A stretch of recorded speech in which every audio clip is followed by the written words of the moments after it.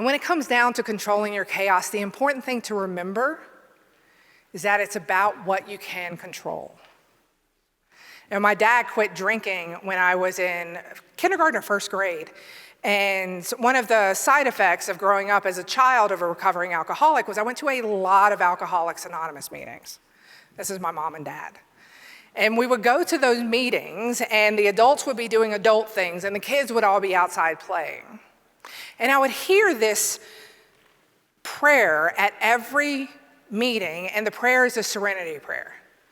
Grant me the serenity to accept the things that I cannot change, the courage to change the things that I can, and the wisdom to know the difference. And I always thought it was kind of odd because my dad's an atheist.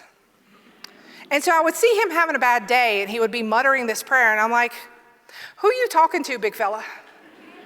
And at about 16, I got the courage to ask him this. And he explained, words have power.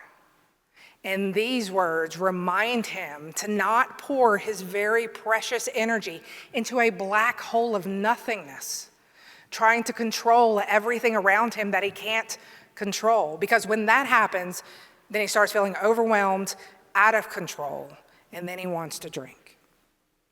Instead, he says this, because it helps him remember he has a finite amount of energy, and he has a small sphere of control.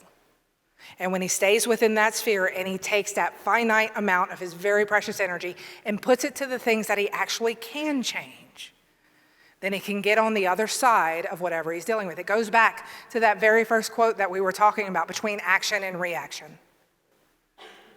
Controlling our chaos is about focusing on the things that we can control and letting the other stuff go.